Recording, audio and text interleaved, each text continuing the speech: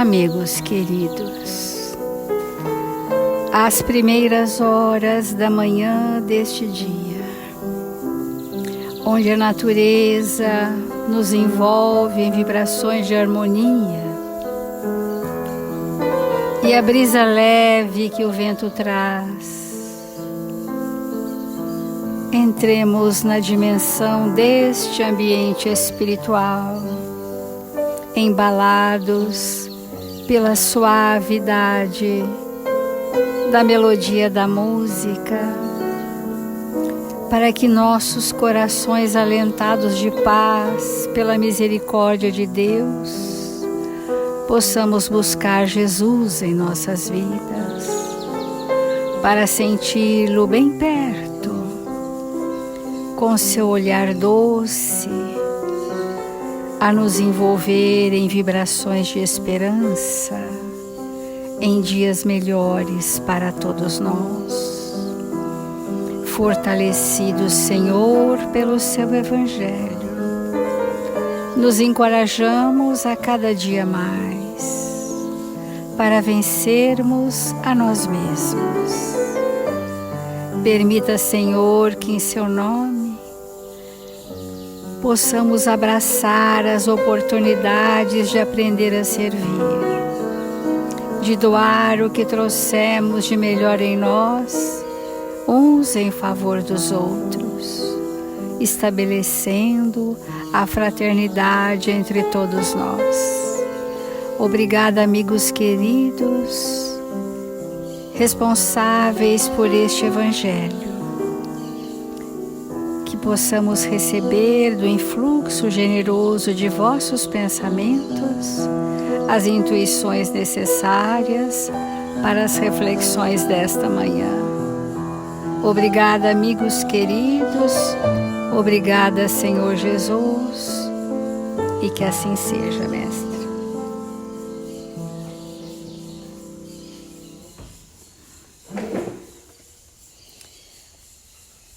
Do Evangelho segundo o Espiritismo, o capítulo Bem-aventurados os que são misericordiosos. E o item que nós estamos mergulhados nas reflexões é reconciliar-se com os adversários.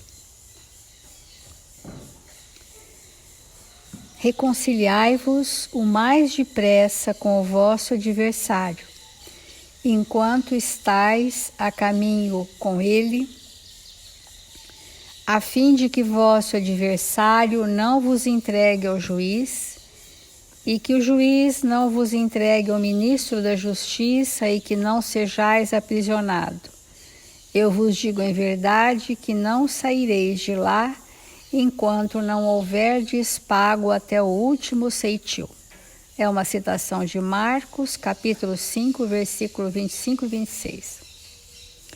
Essa reconciliação é um dos objetivos do planejamento reencarnatório, porque a espiritualidade, sabendo que voluntariamente nós teríamos dificuldade nesse aprendizado do amor com aqueles que não comungam os nossos pensamentos, que nos contrariam as intenções, o planejamento reencarnatório traz forçosamente a convivência daqueles que nós já estamos prontos para perdoar, porque do contrário não viriam conosco. Porque já houve época nas nossas existências passadas em que nós não teríamos estrutura para receber um desafeto em nosso lar, um inimigo na nossa convivência. E, portanto, a justiça divina, sendo amor e caridade, aguarda que nós tenhamos essa condição para promover esse reencontro. Por isso que essa passagem de Jesus, reconciliai-vos depressa enquanto estais a caminho, eu só estou a caminho com o outro durante esta existência. Porque no mundo espiritual não há garantia desses reencontros, porque os vetores são diferentes. A força, né, que nos atrai uns para os outros enquanto encarnados, às vezes nós temos uma pessoa que convive conosco que todos os dias ela gostaria de não estar ali. E que no mundo espiritual ela se apartaria de nós. Não romperia o vínculo, mas fugiria da convivência. Então, um dos recursos divinos para nós exercitarmos o perdão é estarmos cumprindo o nosso planejamento reencarnatório com aqueles que estão a caminho, ombreando nossa existência na Terra. E diz ainda assim o Evangelho: há na prática do perdão e na do bem em geral, quer dizer, todas as manifestações de sentimentos nobres, além do perdão, que é o bem em geral, há um efeito mais que moral.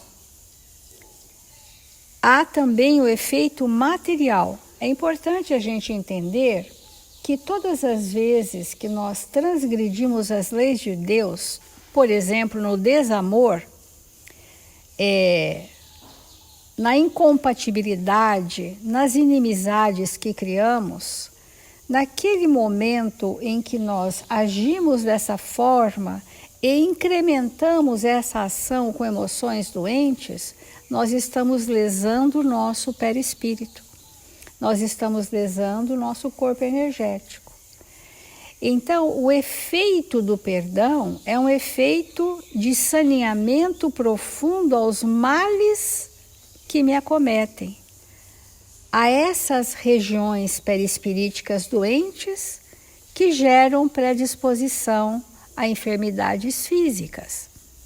Então, quando o exercício do perdão, porque o perdão é um exercício de caridade, de amor, porque nesse capítulo passado nós falamos da paciência como sendo uma espécie de caridade, o perdão também é uma caridade, você dar ao outro a oportunidade dele se libertar de si mesmo, de nós mesmos, porque quando a gente se compatibiliza, aquele processo de escravidão recíproca de algoz e vítima se rompe para um processo de fraternidade, de sentimentos brandos naquele relacionamento. Por isso que o efeito moral do perdão repercute no efeito material no nosso corpo físico. Então, sabe-se que a morte não nos livra dos nossos inimigos. Os espíritos vingativos perseguem frequentemente com seu ódio, além do túmulo, aqueles contra os quais conservaram rancor. Por isso o provérbio que diz: morto animal, morto veneno, é falso quando aplicado ao ser humano. Vamos compreender isso, né? Essas tramas, que nós vamos chamar de inimigos, essas tramas, elas acontecem no mundo espiritual, acontecem no mundo material, né? Enquanto encarnados, enquanto desencarnados, formando o que aqui chama de um círculo vicioso de vinganças. Ora, um é o algoz, outro ora é a vítima. Nesse processo que Emmanuel está trazendo para nós de como nos reconciliarmos, é interessante, né? Nós virmos o Evangelho que traz a situação em si e o Emmanuel que tem trazido para nós a maneira pela qual podemos nos libertar dessas tramas que adoecem, né? Que nos adoecem. Então ele tem uma lição que chama Adversários e Delinquentes, do Palavras de Vida Eterna, que diz assim: Jesus nos solicitou a imediata reconciliação com os adversários para que a nossa oração se dirija a Deus, escoimada de qualquer sentimento aviltante. Porque até na nossa prece, ou no ato no bem, quando prevalece em nós a maledicência, o mal, as inimizades, e que nós ficamos naqueles eternos diálogos internos no nosso pensamento contra aquelas pessoas, isso impossibilita que a nossa prece realmente alcance uma sintonia superior. Não ignoramos, diz Emmanuel, que os adversários são nossos opositores ou, mais propriamente, aqueles que alimentam pontos de vista contrários aos nossos. Porque é por tanta pequenez que nós nos incompatibilizamos. Essa pequenez tem a dimensão do nosso orgulho. Então, quanto maior o orgulho, mais apequenados nos fazemos para nos incompatibilizarmos com as pessoas. Por quê? Porque são nossos opositores ou porque não alimentam os pontos de vista contrários, alimentam os pontos de vista contrários ao nosso. Isso já é motivo de dissensões, de brigas, de separações, de relacionamentos, de inimizades. Olha o ponto pequeno onde nós já tropeçamos. E muitos deles, indiscutivelmente, se encontram em condições muito superiores às nossas. É esse o ponto que eu queria hoje trazer para nós. Aqueles com os quais nós nos opomos, nos incompatibilizamos, queremos aviltar, queremos humilhar, queremos desconsiderar porque não alimentam os nossos pontos de vista, muitos deles são superiores a nós. Então nós criamos inimizades com espíritos superiores a nós, só porque não professam o nosso ponto de vista. Então, muitos deles, indiscutivelmente, se encontram em condições muito superiores às nossas, em determinados ângulos de serviço e merecimento. Não talvez em tudo, mas ele tem ali algo muito especial e muito superior. E nós estamos cegos. Mas cegos pelo quê? Pelo orgulho. Porque achamos que o que pensamos é superior a tudo e a todos. Então não nos cabe assim o direito de espezinhá-los, e sim o dever de respeitá-los e cooperar com eles.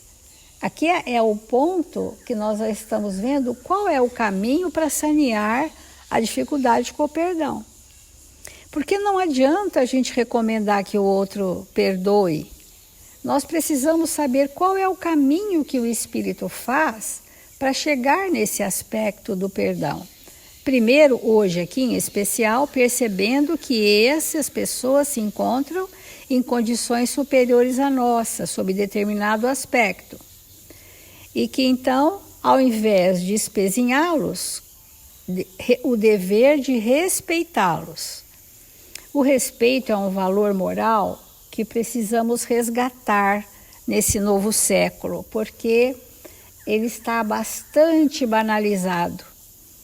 E esse talvez seja nesse ano até o nosso tema principal da evangelização das nossas crianças e dos nossos jovens. Os limites, os respeitos, né? Essa possibilidade de ver o outro de uma nova forma. Embora não lhes possamos abraçar o quadro integral das opiniões, às vezes sim, a pessoa tem equívocos, como nós temos, sob um ponto de vista, mas o espírito é pluridirecionado. Aquela faceta difícil que ele apresenta não o representa na totalidade. É apenas um aspecto doente daquela personalidade, mas não representa o espírito na totalidade que é. Então, termos acuidade perceptiva, sensibilidade, para perceber a grandeza do outro em muitos aspectos, nos farão espíritos mais próximos. Então, há companheiros que, atreitos ao comodismo sistemático, que a gente falou muito sobre a passividade, né, e que os valores são muito operosos, a pretexto de ser humilde, se ausentam de qualquer assunto em que se procura coibir a dominação do mal, esquecidos de que nossos irmãos delinquentes são enfermos necessitados de amparo e intervenção compatíveis com os perigos que apresentem para a comunidade. Então isso assim é muito importante nós compreendermos. Os transgressores são os espíritos omissos e desrespeitosos, que aqui Emmanuel está classificando como delinquência. Eles são propensos a não cumprir regras. Há pessoas que sempre acham que as suas regras são as melhores e infringem aquelas combinações de comportamento entre as comunidades, né? Então,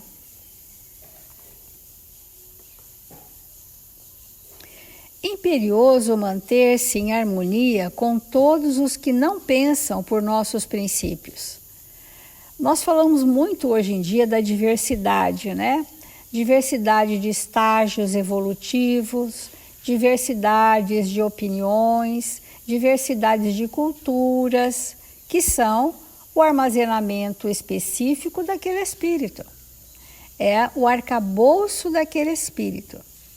Então, entretanto, na posição de criaturas responsáveis, não podemos passar indiferentes diante, por exemplo, de um irmão delinquente, de um irmão obsediado, que esteja lançando veneno em depósitos de água destinada à sustentação coletiva. Então, a pessoa está fazendo um mal coletivo, nós temos que ter uma ação contrária àquele mal e não ficarmos na omissão. Esse capítulo Misericordiosos, lá no final, ele vai em específico falar disso, né? Se é vedado a nós percebemos o mal do outro. Quando o mal do outro vai implicar numa ação coletiva, nós temos que intervir. Então, aqui está um exemplo, né? Se ele está colocando veneno numa caixa d'água, é um mal coletivo. Então, nós, mesmo que respeitosos, compreensivos e compassivos, temos que agir de forma veemente para que o mal não se espalhe. Então, para a gente finalizar, Cristo, em verdade, no versículo 25 do capítulo 5 do Evangelho de Mateus, afirma: reconcilia-te depressa com teu adversário. Mas, no Evangelho de Lucas, ele acrescenta: não se esqueceu de acrescentar, dá conta de tua mordomia, ou seja, das suas responsabilidades, dos seus afazeres, do seu território de ação. Então, vamos refletir.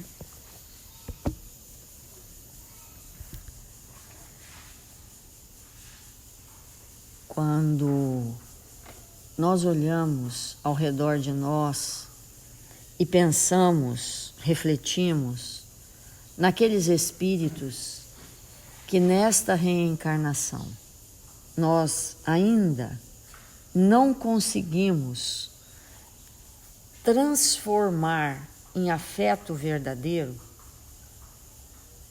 alguém que nós nos indispomos, que causou em nós algum prejuízo momentâneo. Quando nós pensamos nesse alguém, é muito importante que também possamos nos perguntar há quanto tempo essa desavença vem nos acompanhando. Porque é uma coisa interessante, às vezes a gente olha para uma pessoa que nós nunca vimos e de pronto e de graça, vamos dizer assim, a gente simpatiza, quer ficar perto, tem desejo de saber quem é, porque aquele espírito causa um impacto valoroso dentro de nós, que tem um valor na nossa intimidade. E é evidente que o inverso também é verdadeiro, às vezes encontramos com alguém que não podemos nem olhar, a gente passa mal. E tem aqueles que, nesta existência, se estabeleceu uma contenda, uma dificuldade, e nós desenvolvemos vibrações contrárias ao bem e preferimos não estar com essas pessoas. Mas o fato é que quando nós temos uma vibração contrária ao bem em relação a uma pessoa, é absolutamente certo que essa história vem de longo tempo. Vem nos acompanhando, muito provavelmente há milênios. E se nós não dermos uma solução nessa existência, isso irá se perpetuar para a próxima, com intercorrências, às vezes, muito mais complexas do que agora. Porque todas as vezes que nós perdemos uma oportunidade de resolução no momento que nós nos encontramos, essa perda de oportunidade voluntária da nossa parte, ela se traduz no futuro com as complicações das existências anteriores e desta. Soma um ponto a mais, soma um conteúdo a mais. E que, se nós não resolvemos em existências anteriores, e por isso foi tão complexo o relacionamento nesta, imagina na próxima. Porque situações ocorridas nesta existência densificaram aquele campo, que poderia ser amenizado com um pouco mais de boa vontade e de esforço, muito esforço da nossa parte. E um processo que pode ser iniciado para que possamos nos reajustar é a prece. É nos dedicarmos diariamente 1 minuto que seja, literalmente, amigos, 1 minuto, ou seja, 60 segundos, 1 minuto de prece por aquele adversário, por aquele inimigo, por aquele espírito que nós ainda não conseguimos amar, com toda e certeza absoluta do universo. 1 minuto de prece diariamente começa a desfazer questões vibracionais que nos impedem dessa aproximação para uma reconciliação definitiva. É impossível nós prosseguirmos no nosso processo evolutivo tendo um desamor por qualquer um dos nossos irmãos em humanidade. Porque quando nós temos um desamor por um irmão em humanidade, e aí nós vamos falar irmão em humanidade, que nesta existência pode ser um esposo, uma esposa, um pai, um filho, um irmão, não importa, né? Um vizinho. O que significa para nós, como espíritos, termos uma desavença íntima, porque às vezes o outro nem sabe o tanto que é difícil para nós. Uma desavença íntima na nossa intimidade em relação ao nosso irmão, a um irmão na Terra. O que significa isso para nós? Significa que a nossa ligação com Deus fica comprometida. Então vamos pensar assim, um pai, uma mãe e 2 filhos. E esses 2 filhos se odeiam. Como é essa relação dos filhos com esses pais?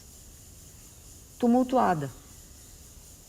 Necessariamente tumultuada. Não vai fluir. Por quê? Porque esses pais vão sempre tentar reconciliação. Esse filho sempre vai achar que o pai gosta mais de um do que de outro. A relação entre o filho e o pai vai ficar tumultuada. E é isso que acontece conosco na Terra quando nós odiamos alguém. Ou não nos disponibilizamos para amar de verdade alguém que é o nosso desafeto. A nossa relação com Deus não é de Deus conosco. A nossa relação com Deus fica comprometida. E como Jesus nos recomendou que amai a Deus sobre todas as coisas e ao próximo como a si mesmo, não dá para amar a Deus. Não dá, amigos. Não é possível amar a Deus e odiar a sua criatura, o seu filho. Não dá.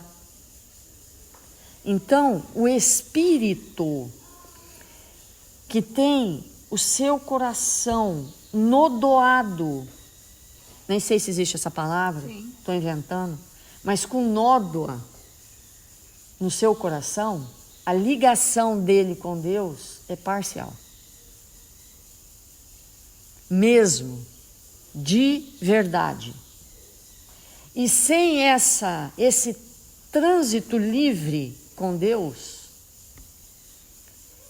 a gente não realiza o que viemos fazer na Terra. Não realiza. Por quê? Porque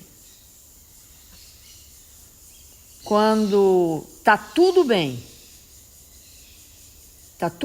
desde que não venha no nosso pensamento aquela pessoa. Está tudo ótimo, desde que ninguém fale o nome, desde que o telefone não toque, desde que essa criatura não se aproxime. Porque se ela aproximar, pontinhos. E aí nós perdemos, entre milhões de aspas, a paz. Porque quem tem paz não perde. Então, se nós perdemos é porque não atingimos. E dentro desse contexto, nós trouxemos um texto de Emmanuel que assim é tão espetacular que nós podemos falar horas e dias sobre ele, intitulado Pacifica Sempre. E é um comentário de Jesus que Mateus, no capítulo 5, versículo 9, tenta trazer para nós uma reflexão mais profunda. Bem-aventurados os pacificadores, porque serão chamados filhos de Deus. Então, aquele que não pacifica, que não se esforça até a última gota do seu sangue, do seu suor, para pacificar, é difícil ser chamado filho de Deus. Ele, não é que ele não seja, ele é que não se põe nessa condição. Então ele diz assim: por muitos sejam as dores que te aflinjam a alma, asserena-te na oração e pacifica os quadros da própria vida. Então é isso que nós estamos dizendo. Se nós temos alguma desavença com alguém, a prece precisa ser diária, todos os dias, 1 minuto por dia.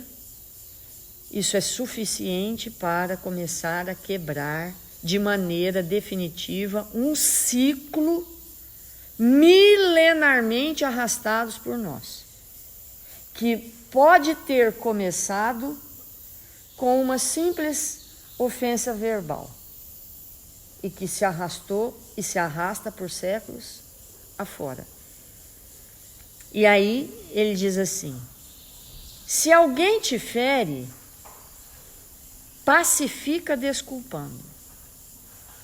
Isso é muito importante porque a gente sempre comenta aqui nos nossos evangelhos que a grande maioria de nós tem uma posição de líder. A grande maioria. Porque se nós temos um lar, então um pai que tem um lar, ele é o líder daquele lar. Uma mãe que tem um lar é a líder daquele lar, né? Às vezes o pai e a mãe não exercem a liderança, mas tem um irmão que lidera. Então, o líder é aquele que pacifica. Porque o líder que não pacifica, ele só tem o título. E daí a importância, se eu tenho uma irmã, vamos dizer assim, se eu tenho uma irmã, ou eu tenho irmãos, quem é o líder entre nós? Quem que é o líder? Porque sempre tem aquele que pacifica. Agora, se nenhum pacifica, não tem líder e é o caos. Porque nós precisamos de liderança. Aí é cada um para um lado. Pela ausência da liderança que pacifica. Porque é a paz que une. Não é? Não é a paz que une? É a paz que une. Então, se eu tenho irmãos, que seja um apenas, mas se eu tenho irmãos, ali tem que ter um pacificador. Se todo mundo abre mão dessa função, aquela estrutura de fraternidade não se estabeleceu porque ninguém quis ocupar aquela posição de pacificar. Se alguém te calunia, pacifica servindo. Se alguém te menospreza, pacifica entendendo. Então, o que é essa paz, né? Essa paz é dar de nós mesmos todo o tempo todo. Então amanhã nós vamos continuar esse texto, porque se a gente se esforçar para entender, no coração, isso poderá nos auxiliar demais a iniciar um processo que nós poderíamos, que nós já, vamos dizer assim, dissemos para nós mesmos que é caso perdido. Que não tem caso perdido na obra do Pai, né? O caso perdido de hoje vai começar amanhã. Então é melhor que o caso não esteja perdido. Que nós possamos aprender coisas e refletir sobre determinados aspectos para que os casos perdidos sejam encontrados.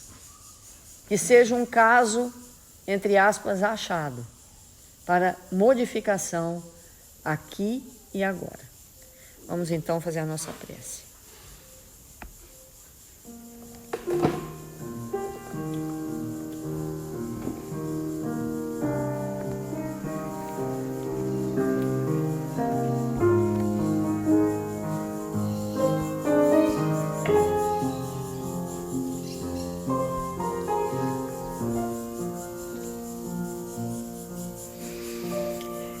Deus, nosso Pai, Jesus, nosso irmão, nosso mestre, auxilia-nos nesta manhã, para que nossos corações possam deixar a dureza de lado, que nós possamos estender as nossas mãos para os famintos do nosso amor, que não compreendendo desta forma, nos atacam, nos acusam, por não saberem expressar que necessitam de nós. E que nós outros, Senhor, possamos igualmente compreender que estes irmãos precisam do nosso perdão e que nós precisamos perdoá-los para nos religarmos definitivamente ao coração de nosso Pai, Deus, que nos tutela, que nos criou para o amor. Sejamos corajosos e valentes para estabelecer a paz, a união, para que juntos, Senhor, possamos nos fortalecer para a vida verdadeira, que o Senhor possa nos auxiliar a encontrar o caminho luminoso do entendimento e do perdão. Rogamos nesta hora pelos nossos irmãos, registrados nos cadernos de vibração da nossa casa, que eles possam receber nesta hora do seu amor, da sua misericórdia, para que possam serem socorridos, sentir o seu amor, a sua presença, e com isso se curarem de todo o mal que os acometem nesta hora. 1000 vezes obrigado, Senhor, pela sua presença. Que neste dia abençoado sejamos nós a cumprir as nossas tarefas, estando com todos aqueles que o Senhor nos convidou a estar, fazendo o melhor de nós. Se conosco, agora e sempre. Que assim seja.